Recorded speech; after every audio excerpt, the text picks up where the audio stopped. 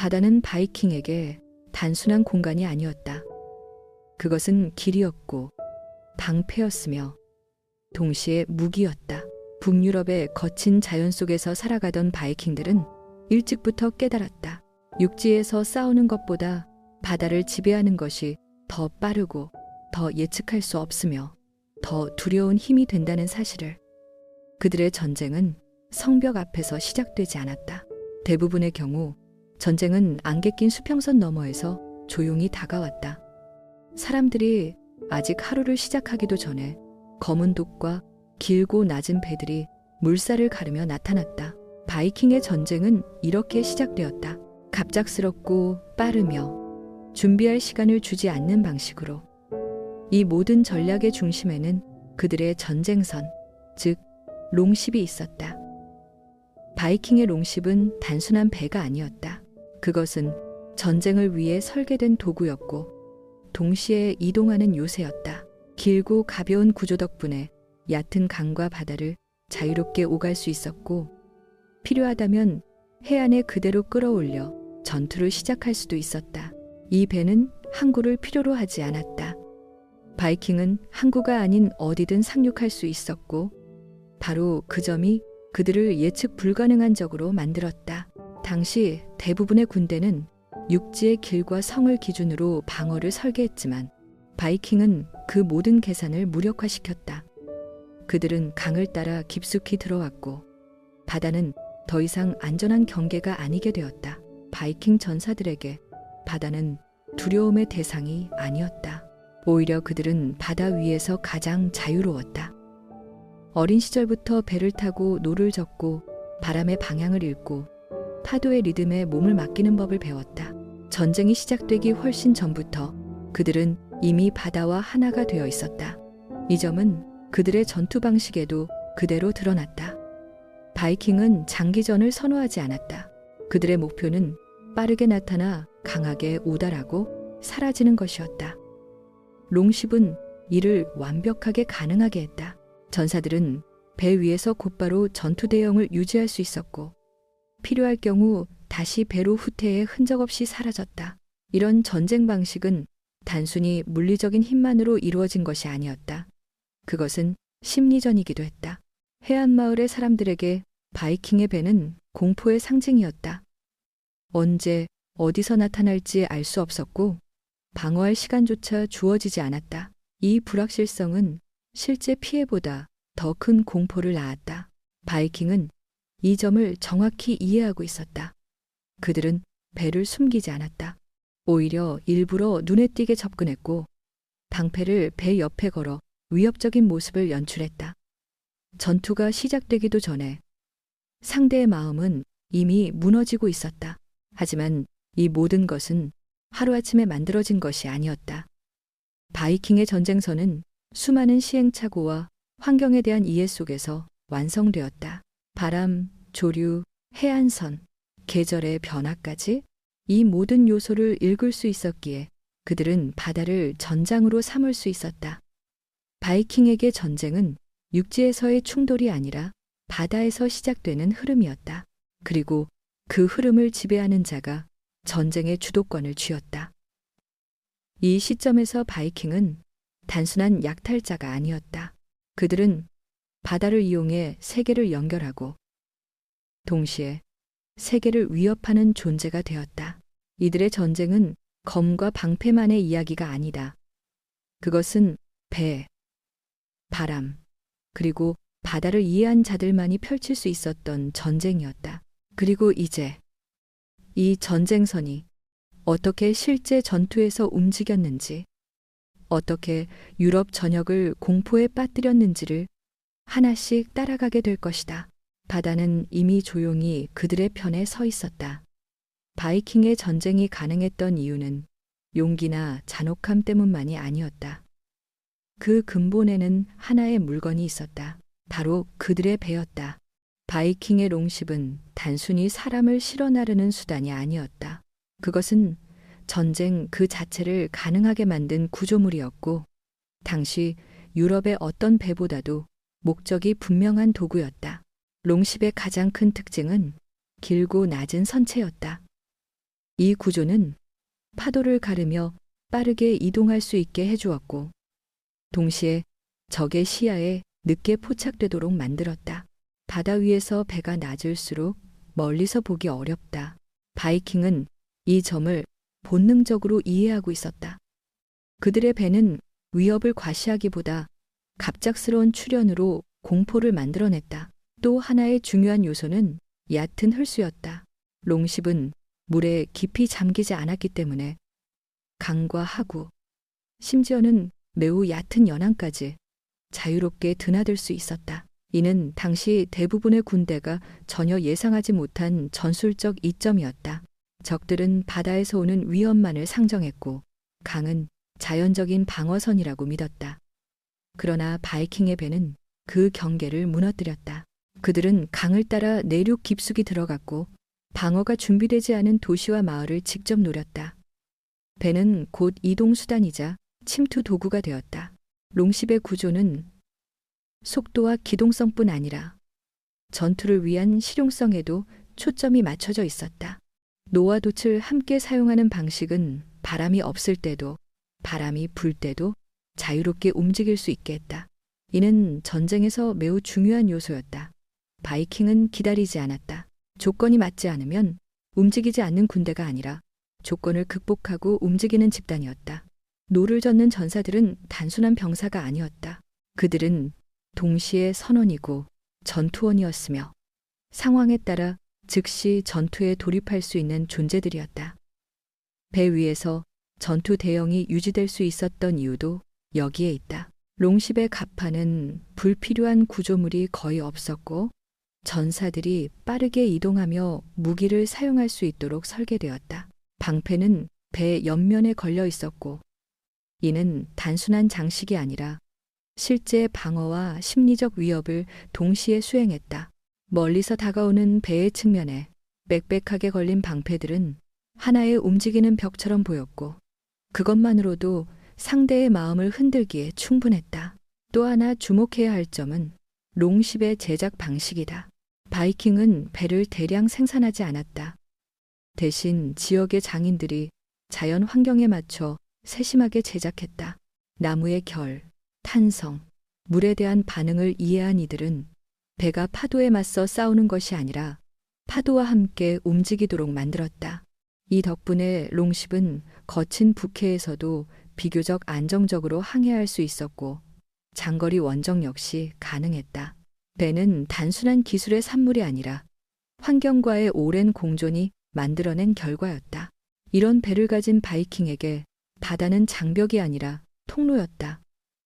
다른 민족에게 바다가 분리와 고립을 의미했다면 바이킹에게 바다는 연결과 확장의 공간이었다. 그들은 바다를 통해 이동했고 공격했으며 사라졌다. 이 과정에서 배는 전사들의 생명을 보호하는 동시에 적에게는 공포의 상징이 되었다. 중요한 것은 이 모든 것이 과시를 위한 것이 아니었다는 점이다. 바이킹의 전쟁선은 화려하지 않았다. 장식보다 기능이 우선되었고 위험보다 실용성이 선택되었다. 바로 이 점이 그들을 위험하게 만들었다. 롱십은 그 시대의 가장 효율적인 전쟁 도구였고, 그 위에 올라선 전사들은 바다와 전투에 모두 익숙한 존재들이었다. 이 시점에서 바이킹의 전쟁은 이미 시작된 것이나 다름없었다. 배가 준비되면 전쟁도 준비되었다. 이제 다음 단계는 이 전쟁선이 실제로 어떻게 움직였는지, 어떻게 적의 해안을 공포에 빠뜨렸는지에 대한 이야기다. 바다 위에서의 이동, 상륙의 순간, 그리고 공격 후의 빠른 이탈, 바이킹 전쟁의 진짜 모습은 이제부터 더욱 분명해질 것이다. 바이킹의 전쟁은 항상 이동으로 시작되고 이동으로 끝났다. 그들은 전장을 점령하기보다 흐름을 지배하는 데 집중했다. 롱십이 바다를 가르며 다가올 때 그것은 단순한 항해가 아니라 계산된 접근이었다. 바이킹은 바람과 조류를 읽었고 해안의 지형을 관찰했으며 언제 노를 저어야 하고 언제 돛을 내려야 하는지를 알고 있었다. 이 접근은 소리 없이 이루어지는 경우가 많았다. 새벽이나 안개가 짙은 시간. 사람들이 아직 하루를 준비하지 못한 순간이 선택되었다. 바이킹은 적의 눈앞에 나타나기 전까지 자신을 숨겼고 나타나는 순간에는 이미 너무 가까워져 있었다. 롱십의 낮은 선체는 해안선과 자연스럽게 겹쳐 보였고 이로 인해 경계는 늦어졌다. 상륙은 빠르고 단순했다. 배는 항구를 찾지 않았다. 모래사장, 강둑, 바위가 있는 곳 어디든 상륙 지점이 될 수 있었다. 롱십은 가볍고 견고했기에 전사들은 배를 끌어올려 바로 전투 태세를 갖출 수 있었다. 이때 중요한 것은 속도였다. 바이킹의 전쟁은 시간을 끌지 않았다. 그들은 방어가 갖춰지기 전에 목표에 도달했고 저항이 조직되기 전에 행동을 마쳤다. 이 과정에서 배는 후방이 아니라 언제든 돌아갈 수 있는 출구였다. 전사들은 육지에서 싸우고 있었지만 마음은 항상 배를 향해 열려 있었다. 전투가 길어질 조짐이 보이면 그들은 주저없이 물러났다. 이는 패배가 아니라 전략이었다. 바이킹에게 중요한 것은 승리의 상징이 아니라 다음 전투를 가능하게 하는 상태였다. 롱십은 이탈을 위한 완벽한 수단이었다. 짧은 시간 안에 다시 배에 올라타면 바다는 그들을 삼켜 흔적을 지웠다. 추격은 거의 불가능했다. 육지의 군대는 바다 위의 움직임을 따라갈 수 없었고 이미 늦은 경우가 대부분이었다. 이 반복되는 패턴은 해안 지역 전체에 공포를 심었다. 어디가 안전한지 알 수 없었고 언제 공격이 시작될지 예측할 수 없었다. 바이킹의 전쟁은 물리적인 피해만큼이나 심리적인 압박을 남겼다. 사람들은 성벽을 쌓고 경계를 강화했지만 바다를 완전히 막을 수는 없었다. 강은 여전히 열려 있었고 바다는 언제든 길이 될 수 있었다. 이때부터 유럽의 해안과 강변은 더 이상 평온한 공간이 아니었다.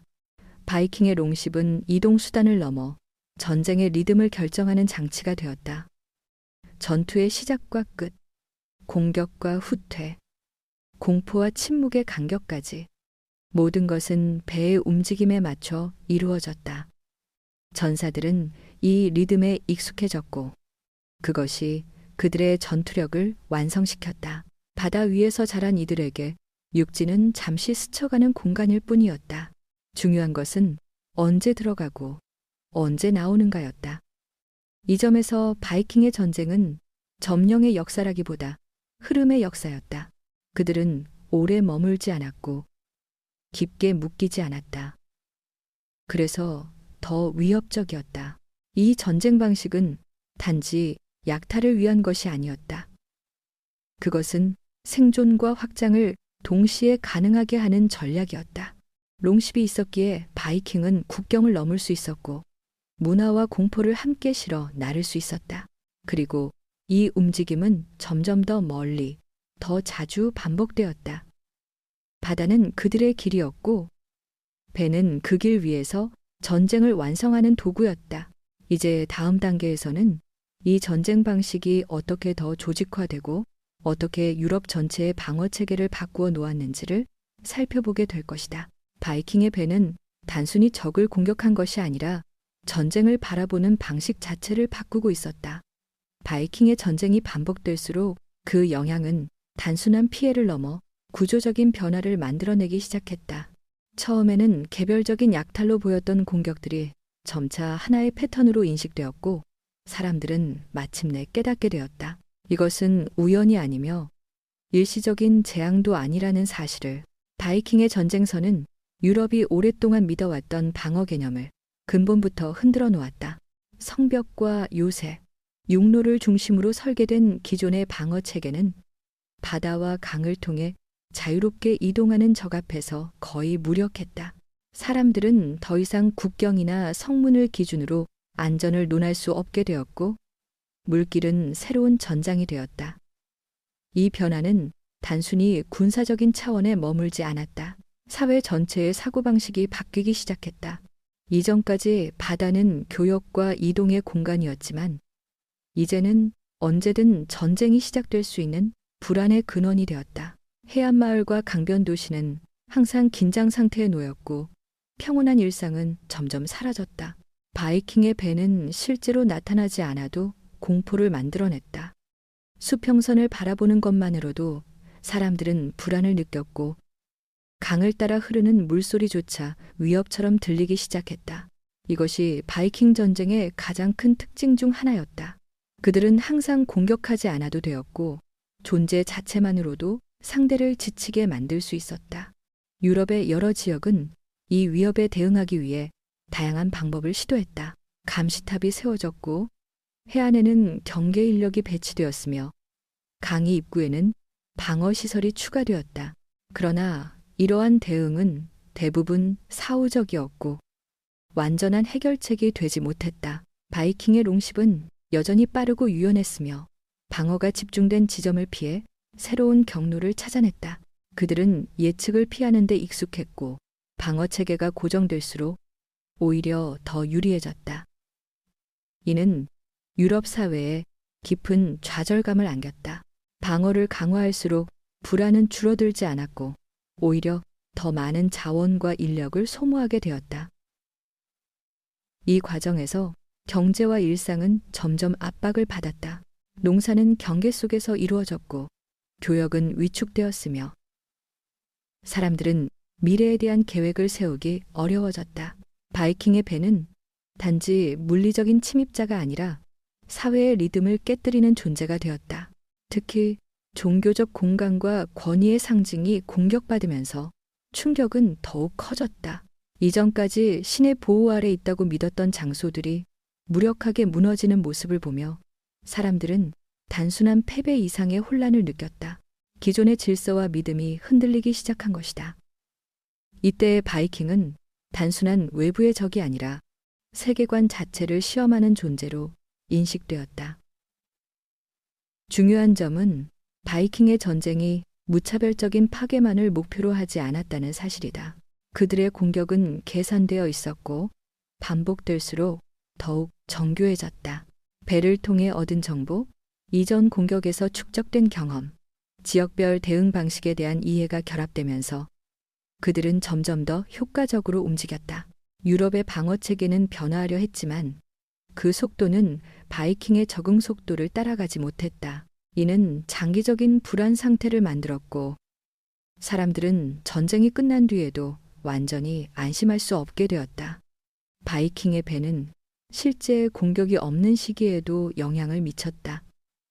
사람들은 언제 다시 나타날지 모른다는 생각 속에서 살아갔고 그 긴장은 사회 전반에 스며들었다. 아이들은 불안 속에서 자랐고 어른들은 대비에 익숙해졌다. 이렇게 전쟁은 일상이 되었고 평화는 잠시의 휴식처럼 느껴지게 되었다. 이 변화는 유럽의 정치 구조에도 영향을 주었다.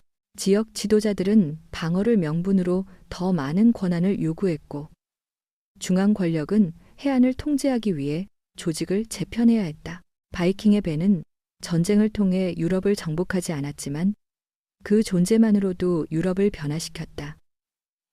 전쟁의 개념, 방어의 기준, 그리고 안전에 대한 인식까지 모든 것이 바다를 중심으로 다시 정의되었다. 이 시점에서 바이킹의 전쟁은 단순한 약탈의 연속이 아니었다. 그것은 한 문명이 다른 문명의 약점을 드러내고 그 틈을 끊임없이 자극하는 과정이었다. 그리고 그 중심에는 언제나 배가 있었다. 롱십은 이동수단이자 전략의 핵심이었고 공포의 매개체이자 변화의 촉매였다. 이제 다음 단계에서는 이 전쟁 방식이 어떻게 더 조직화되고 단순한 약탈을 넘어 정착과 지배로 이어지게 되었는지를 살펴보게 될 것이다. 바이킹의 배는 곧 또 다른 역할을 맡게 된다. 그것은 단지 공격을 위한 도구가 아니라 새로운 삶의 터전을 향해 나아가는 수단이 될 준비를 하고 있었다. 바이킹의 배가 유럽 전역에 공포를 남기기 시작했을 때 한 가지 변화가 서서히 일어나고 있었다. 처음의 전쟁은 빠르게 나타나 공격하고 사라지는 방식이었지만 시간이 흐르면서 바이킹은 단순한 약탈만으로는 충분하지 않다는 사실을 깨닫게 되었다. 반복되는 원정 속에서 그들은 점점 더 먼 곳으로 나아갔고 더 오래 머물렀으며 더 많은 것을 알게 되었다. 바다는 여전히 그들의 길이었지만 이제 그 길의 끝에는 돌아오는 항구만이 아니라 머물 수 있는 땅도 보이기 시작했다. 바이킹의 전쟁선은 이 변화의 중심에 있었다. 롱십은 단순히 전사를 실어 나르는 도구가 아니라 가족과 가축, 물자를 함께 옮길 수 있는 수단이 되었다. 이는 전쟁의 성격을 바꾸는 결정적인 요소였다. 더 이상 모든 항해가 약탈로 끝나지 않았고 어떤 항해는 새로운 삶을 시작하기 위한 이동이 되었다. 바이킹은 강과 해안을 따라 접근하면서 방어가 약하고 비옥한 땅을 관찰했고 계절과 환경을 고려해 머물 수 있는 장소를 선택했다. 이 과정에서 배는 여전히 안전한 후퇴로이자 외부와 연결되는 유일한 통로였다. 정착은 전쟁보다 더 많은 용기를 요구했다. 약탈은 짧았지만 정착은 불확실했고 낯선 땅에서의 삶은 새로운 위험을 동반했다. 그러나 바이킹은 바다를 통해 얻은 이동성과 유연함을 바탕으로 이 위험을 분산시켰다. 필요할 경우 언제든 배를 타고 떠날 수 있다는 사실은 그들에게 심리적인 여유를 주었다. 이 점에서 롱십은 단지 물리적인 수단이 아니라 선택의 자유를 보장하는 존재였다. 정착이 늘어나면서 바이킹의 전쟁 방식도 변화했다. 이전처럼 무차별적인 공격은 점점 줄어들었고 대신 협상과 압박, 통제가 병행되었다. 배를 통해 반복적으로 접근할 수 있었기에 그들은 단기적인 파괴보다 장기적인 영향력을 선택할 수 있었다. 어떤 지역에서는 조공이 이루어졌고 어떤 곳에서는 혼인과 교류가 시작되었다. 이 모든 과정의 배경에는 항상 바다가 있었다. 바다는 경계이자 완충지대였고 갈등이 심해질 경우 빠져나갈 수 있는 탈출구이기도 했다. 유럽의 기존 권력자들 역시 이 변화를 인식하기 시작했다. 바이킹은 더 이상 단순한 침입자가 아니라 협상해야 할 세력으로 떠올랐다. 이때부터 전쟁선은 외교의 상징이 되기도 했다. 롱십이 항구에 나타났을 때 그것은 반드시 공격을 의미하지는 않았다. 때로는 거래였고, 때로는 경고였으며, 때로는 새로운 관계의 시작이었다. 이 모호함은 바이킹에게 큰 이점을 주었다. 상대는 항상 최악의 상황을 염두에 두어야 했고, 그 긴장 속에서 바이킹은 주도권을 유지할 수 있었다. 정착이 늘어날수록 바이킹 사회 내부에서도 변화가 일어났다. 전사는 단지 싸우는 존재가 아니라 지키고 관리해야 할 책임을 지게 되었다. 배는 여전히 중요했지만 이제 그것은 약탈의 시작점이 아니라 공동체를 유지하는 생명선이 되었다.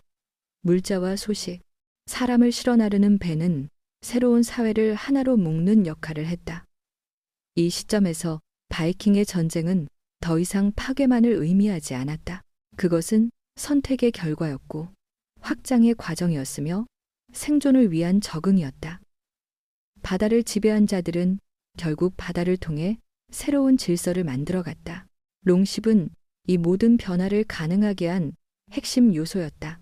그 배가 없었다면 바이킹은 빠르게 사라지는 약탈자로 남았을 것이다. 그러나 배가 있었기에 그들은 머물 수 있었고 섞일 수 있었으며 역사의 일부로 남을 수 있었다.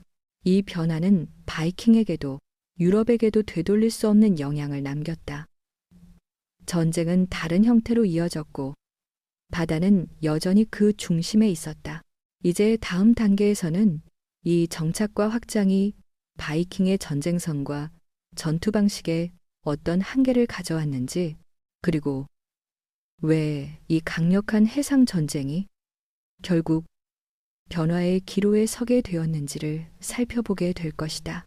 바다를 지배하던 이들이 바다와의 관계를 다시 정의해야 했던 순간이 다가오고 있었다. 바이킹의 전쟁이 정착과 확장으로 이어지면서 그들이 의존해온 바다와 전쟁선의 역할도 서서히 변하기 시작했다. 한때는 모든 것을 가능하게 했던 롱십이 점점 새로운 질문을 던지는 존재가 되었다. 배는 여전히 빠르고 유연했지만 머물러야 할 땅이 늘어날수록 이동의 자유는 이전만큼 절대적인 장점이 아니게 되었다. 바이킹은 더 이상 단순히 나타났다가 사라지는 존재가 아니었다. 그들은 지켜야 할 정착지와 농지, 그리고 가족을 갖게 되었고, 이는 전쟁의 방식과 속도를 자연스럽게 바꾸었다. 빠른 공격과 즉각적인 이탈은 여전히 가능했지만 모든 전사가 동시에 떠날 수는 없었다. 누군가는 남아야 했고 그 선택은 바이킹 사회 내부에 새로운 긴장을 만들어냈다. 바다는 여전히 길이었지만 이제는 돌아와야 할 이유가 생긴 것이다. 이 변화는 전쟁선의 한계를 드러내기 시작했다. 롱십은 기동성과 접근성에서는 여전히 뛰어났지만 장기적인 통제와 방어에는 적합하지 않았다. 성벽을 쌓고 병력을 고정 배치하는 유럽식 방어 체계가 점점 강화되면서 바이킹의 전통적인 해상 기습은 예전만큼 결정적인 효과를 내지 못하게 되었다. 사람들은 학습했고 반복되는 위협에 적응했다. 감시 체계는 정교해졌고 강과 해안은 더 이상 완전히 열린 통로가 아니게 되었다. 바이킹의 배는 여전히 두려움을 주었지만 그 공포는 점점 예측 가능한 것이 되어갔다. 예측 가능성은 전쟁에서 가장 위험한 변화였다. 한때 불확실성으로 상대를 압도하던 바이킹의 전쟁 방식은 이제 대비의 대상이 되었다. 또한 정착이 늘어나면서 바이킹은 이전보다 더 많은 자원을 관리해야 했다. 배를 유지하고 전사를 훈련시키며 공동체를 보호하는 일은 지속적인 부담이 되었다. 전쟁선은 더 이상 약탈의 도구가 아니라 유지 비용이 필요한 자산이 되었다. 이는 전쟁을 선택하는 데 있어 이전보다 더 많은 계산을 요구했다. 무턱대고 바다로 나서는 것은 위험한 선택이 되었고 실패의 대가는 공동체 전체가 짊어져야 했다. 이 시점에서 바이킹의 전쟁은 질적으로 다른 단계에 들어섰다. 바다는 여전히 중요했지만 모든 문제를 해결해 주지는 않았다. 육지에서의 통치, 법과 질서, 그리고 장기적인 안정이라는 새로운 과제가 등장했다. 이는 전통적인 전사 문화와 긴장을 일으켰다. 바다에서 자유롭게 움직이던 전사들은 점점 더 고정된 역할을 맡게 되었고, 이는 내부적인 갈등을 낳았다. 어떤 이들은 여전히 바다로 나아가기를 원했고, 어떤 이들은 머무르며 지키는 것을 선택했다. 이 분화는 바이킹 사회의 성격을 바꾸어 놓았다. 전쟁선이 모든 것을 결정하던 시대는 서서히 저물고 있었고, 배는 여전히 중요했지만 절대적인 해답은 아니게 되었다. 유럽의 다른 세력들 역시 해상 기술을 발전시키기 시작하면서 바이킹의 기술적 우위는 점차 줄어들었다. 바다는 더 이상 일방적인 무대가 아니었고 경쟁의 공간으로 변해갔다. 이 변화는 바이킹에게 새로운 선택을 요구했다. 계속해서 바다에 의존할 것인가? 아니면 육지의 질서에 더 깊이 뿌리 내릴 것인가? 이 질문 앞에서 바이킹은 더 이상 하나의 답을 갖고 있지 않았다. 그들은 성공의 정점에서 동시에 변화의 기로에 서 있었다. 롱십은 여전히 상징적인 존재였지만 그 상징은 점점 과거의 영광을 담기 시작했다. 바다는 여전히 그들의 기억과 정체성의 일부였지만 전쟁의 중심은 서서히 이동하고 있었다. 이 시점에서 바이킹의 전쟁은 새로운 국면으로 접어들었다. 더 이상 모든 답이 바다에 있지 않다는 사실을 받아들이는 순간, 그들은 이전과는 다른 방식으로 살아가야 했다. 그리고 바로 이 변화가 바이킹 시대의 마지막 장을 향해 천천히 문을 열고 있었다. 시간이 흐르면서 바이킹의 전쟁선은 더 이상 유럽의 해안을 공포로 몰아넣지 않았다. 롱십이 수평선 위에 나타나도 그것은 더 이상 같은 의미를 가지지 않았다. 사람들은 적응했고 세계는 변했으며 바이킹 역시 변했다.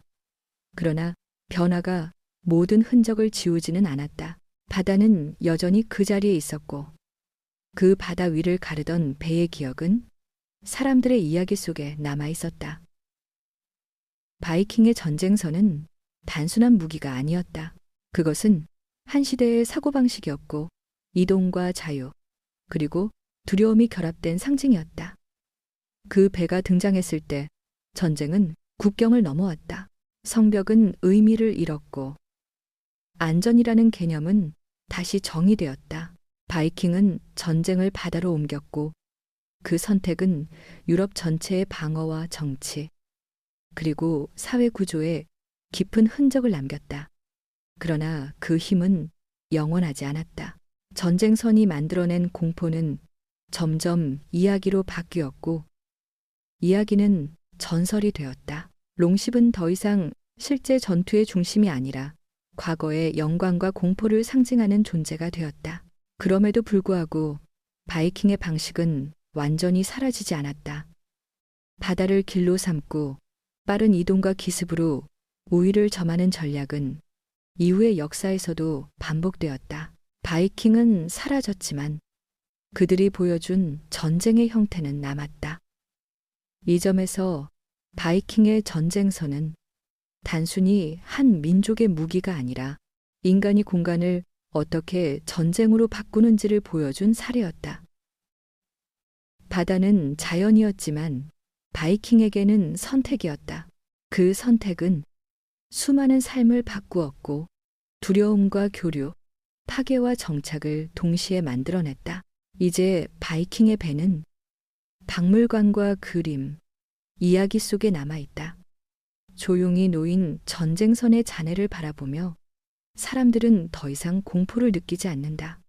대신 질문을 던진다. 어떻게 이런 배가 한 시대를 흔들 수 있었는가? 그리고 왜 인간은 반복해서 같은 선택을 하는가? 이 질문은 바이킹만의 것이 아니다. 그것은 권력과 이동, 그리고 두려움이 만날 때 언제든 다시 나타날 수 있는 인간의 이야기다. 바이킹의 전쟁은 끝났지만 그들이 남긴 흔적은 여전히 바다 위에 떠 있다. 보이지는 않지만 기억 속에서 이제 이 이야기도 천천히 탑을 내릴 시간이다. 파도는 다시 조용해지고 배는 항구에 머문다. 그러나 바다는 모든 것을 기억한다. 그리고 그 기억은 오늘을 사는 우리에게도 조용히 말을 건넨다. 이 이야기가 끝난 뒤 당신이 바다를 바라볼 때 잠시 멈춰 생각하게 된다면 그것으로 충분하다. 바이킹의 전쟁선은 사라졌지만 그 이야기는 아직 잠들지 않았다. 바이킹의 전쟁선이 더 이상 전장을 지배하지 않게 되었을 때 사람들은 종종 그 시대가 완전히 끝났다고 생각한다. 그러나 역사는 그렇게 단순하지 않았다. 어떤 힘은 눈앞에서 사라지지만 그 힘이 만들어낸 방식과 사고는 오랫동안 다른 형태로 남는다. 바이킹의 롱심 역시 그러했다. 그것은 한 민족의 전쟁 도구로서 역할을 마쳤지만 바다를 전쟁의 중심으로 끌어들인 발상은 이후 수세기 동안 반복되었다. 이전의 전쟁은 주로 육지를 중심으로 전개되었고 바다는 보조적인 통로나 경계선으로 여겨졌다. 그러나 바이킹은 바다를 주무대로 삼았고 그 선택은 이후의 해상 전쟁 개념에 깊은 영향을 미쳤다. 빠른 이동, 예측 불가능한 접근, 그리고 상륙과 이탈을 자유롭게 오가는 방식은 훗날 다른 세력들에게도 중요한 참고가 되었다. 바이킹이 사라진 뒤에도 해안을 중심으로 한 방어 체계는 이전과 같은 방식으로 돌아가지 않았다. 사람들은 더 이상 바다를 안전한 공간으로만 인식하지 않았고 항구와 강은 항상 경계의 대상이 되었다. 이는 단지 군사적인 변화가 아니라 공간을 바라보는 인식의 변화였다. 바다는 더 이상 자연의 경계가 아니라 인간의 의지에 따라 전쟁이 이동할 수 있는 통로가 되었다. 이 인식은 중세 이후의 해상 세력들에게도 이어졌다. 새로운 배들이 등장했고 기술은 발전했지만 그 핵심에는 여전히 바이킹이 보여준 사고방식이 자리하고 있었다. 속도와 기동성, 그리고 통제되지 않는 접근은 바다 위에서 가장 큰 무기가 되었다. 물론 이후의 전쟁은 점점 더 조직적이고 대규모로 변했지만 작은 세력이 큰 변화를 만들어낼 수 있다는 가능성은 바이킹이 이미 증명한 바였다. 이 점에서 바이킹의 전쟁선은 단지 과거의 유물이 아니라 전쟁의 본질에 대한 하나의 질문을 남겼다. 힘이란 무엇인가? 그리고 지배는 반드시 정면 충돌을 통해서만 이루어지는가? 바이킹은 정면 대결보다 흐름을 선택했고 점령보다 이동을 우선했다. 이 선택은 그들을 일시적으로 강하게 만들었고 동시에 오래 기억되게 했다.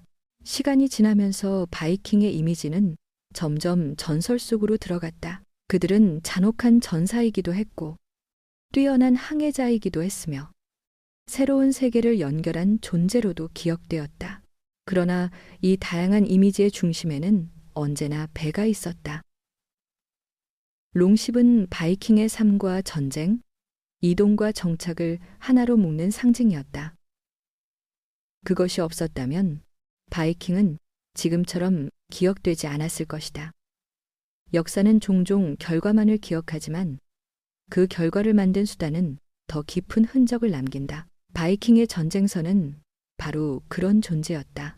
그것은 시대를 넘어 사고방식을 전파했고 바다를 둘러싼 인간의 상상력을 확장시켰다. 이 유산은 눈에 보이지 않게 이어져 왔고 현대에 이르러서도 해상 전력과 이동 전략의 기본 개념 속에 남아있다. 물론 오늘날의 전쟁은 바이킹 시대와는 전혀 다른 모습이다. 기술은 비교할 수 없을 만큼 발전했고 전쟁의 규모와 파괴력도 달라졌다. 그러나 공간을 어떻게 활용할 것인가, 어디에서 우위를 만들 것인가는 여전히 중요한 질문이다. 바이킹은 그 질문에 바다라는 답을 제시했다. 그리고 그 답은 한 시대를 넘어 여러 시대를 흔들었다. 이 점에서 바이킹의 전쟁은 끝난 사건이 아니라 하나의 전환점이었다. 전쟁이 육지에만 묶여있지 않다는 사실, 그리고 이동 그 자체가 힘이 될 수 있다는 생각은 이후의 역사에서도 반복되었다. 바다는 여전히 중립적인 공간이지만 동시에 언제든 갈등의 무대가 될 수 있다. 바이킹의 롱십이 사라진 뒤에도 바다는 계속해서 선택의 장소로 남아 있었다. 이 선택은 언제나 인간에게 두 얼굴을 보여준다. 교류와 파괴, 연결과 단절. 바이킹은 이 두 얼굴을 모두 경험했고 그 경험은 역사의 일부로 남았다. 이제 그들의 전쟁선은 더 이상 실제로 움직이지 않지만 그들이 남긴 방식은 여전히 움직이고 있다. 생각 속에서, 전략 속에서, 그리고 인간이 바다를 바라보는 시선 속에서 이 이야기는 단지 과거를 설명하기 위한 것이 아니다. 그것은 인간이 어떻게 환경을 무기로 바꾸고 그 무기가 다시 문명을 바꾸는지를 보여주는 사례다. 바이킹의 전쟁선은 그렇게 역사의 한 장면을 넘어 질문으로 남았다. 우리는 어떤 공간을 어떻게 사용할 것인가? 그리고 그 선택의 끝에서 무엇을 감당할 준비가 되어 있는가? 이 질문은 바다 위에서 시작되었지만 결국 인간 자신을 향하고 있었다. 바이킹의 전쟁선을 다시 바라볼 때 우리는 종종 그 배 자체의 시선을 빼앗긴다. 길고 낮은 선체, 바람을 가르는 돛, 그리고 수평선 위에서 조용히 다가오던 모습. 그러나 시간이 지나고 나면 질문은 자연스럽게 배를 넘어 인간을 향하게 된다. 왜 바이킹은 바다를 선택했는가? 그리고 그 선택은 어디까지 그들을 데려갔는가? 바이킹의 전쟁은 단순히 더 강한 무기를 가진 자의 승리가 아니었다. 그것은 환경을 이해하고 공간을 다르게 해석한 인간의 선택이 만들어낸 결과였다. 북유럽의 척박한 땅에서 살아가던 이들에게 바다는 탈출구이자 가능성이었다. 바다는 위험했지만 동시에 누구도 완전히 통제할 수 없는 공간이었고 바로 그 점이 바이킹에게 기회가 되었다. 그들은 바다를 두려워하지 않았고 바다와 싸우기보다는 바다와 함께 움직이는 방법을 배웠다. 이 선택은 그들을 전사로 만들었고 항해자로 만들었으며 결국 역사의 한가운데로 밀어올렸다. 전쟁선은 그 선택의 가장 구체적인 형태였다. 롱십은 단지 기술의 산물이 아니라 사고방식의 결과였다. 빠르게 이동하고 오래 머물지 않으며 필요할 때 사라질 수 있다는 생각. 이 유연함은 바이킹을 강하게 만들었지만 동시에 그들의 한계를 규정하기도 했다. 바다는 모든 것을 가능하게 해주었지만 영원한 답은 아니었다. 정착이 시작되고 땅에 뿌리를 내리게 되면서 이동만으로는 해결할 수 없는 문제들이 등장했다. 통치, 질서, 안정, 이 새로운 요구 앞에서 바이킹은 다시 선택해야 했다. 계속해서 바다로 나아갈 것인가, 아니면 머물며 다른 방식의 힘을 만들어갈 것인가.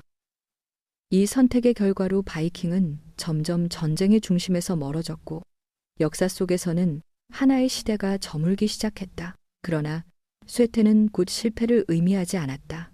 바이킹의 이야기는 패배로 끝난 것이 아니라 변화로 이어졌다. 그들은 사라진 것이 아니라 섞였고 남겼으며 이어졌다. 전쟁선은 더 이상 공포의 상징이 아니게 되었지만 그 배가 남긴 기억은 다른 형태로 살아남았다. 바다를 통해 이동하고 경계를 무너뜨리며 공간 자체를 무기로 바꾸는 사고방식은 이후의 역사에서도 반복되었다. 인간은 여전히 환경을 해석하고 그 해석을 힘으로 바꾸려 한다. 바이킹은 그 과정이 얼마나 강력할 수 있는지를 보여준 사례였다. 이 점에서 바이킹의 전쟁은 단지 과거의 사건이 아니라 인간의 본성을 비추는 거울이다. 우리는 언제나 더 안전해 보이는 길보다 더 가능성이 커 보이는 길을 선택해왔다. 때로는 그 선택이 번영을 가져왔고 때로는 파괴를 남겼다. 바이킹의 바다는 그 양면성을 가장 극적으로 보여주는 무대였다. 교류와 약탈, 정착과 파괴, 자유와 불안이 동시에 존재했던 공간. 그 위를 가르던 전쟁선은 인간의 욕망과 두려움을 함께 실어나르고 있었다. 이제 그 배는 더 이상 움직이지 않는다. 박물관에 남아있거나 이야기 속에서만 살아있다. 그러나 바다는 여전히 그 자리에 있고 인간은 여전히 선택 앞에 서 있다. 새로운 길을 만들 것인가? 아니면 이미 알려진 안전한 길을 따를 것인가? 바이킹의 이야기가 오늘날에도 의미를 가지는 이유는 바로 여기에 있다. 그것은 특정 민족의 전쟁사가 아니라 인간이 환경과 힘을 어떻게 연결해 왔는지에 대한 이야기이기 때문이다. 이 긴 이야기를 마치며 우리는 다시 처음으로 돌아온다. 바다와 인간, 그리고 배. 단순해 보이지만 이 조합은 한 시대를 바꾸기에 충분했다. 바이킹의 전쟁선은 사라졌지만 그들이 남긴 질문은 여전히 남아있다. 우리는 어떤 공간을 선택하고 그 공간에서 어떤 방식으로 힘을 사용할 것인가? 그리고 그 선택의 끝에서 무엇을 남길 것인가? 이 질문은 정답을 요구하지 않는다. 다만 기억을 요구할 뿐이다. 바다는 오늘도 조용히 파도를 만들고 그 파도 위에는 수많은 선택의 흔적이 겹쳐 있다. 바이킹의 전쟁선도 그중 하나였다. 이제 이 이야기는 여기서 멈춘다. 앳은 내려지고 배는 항구에 머문다. 그러나 기억은 계속해서 흐른다. 바다처럼 멈추지 않고.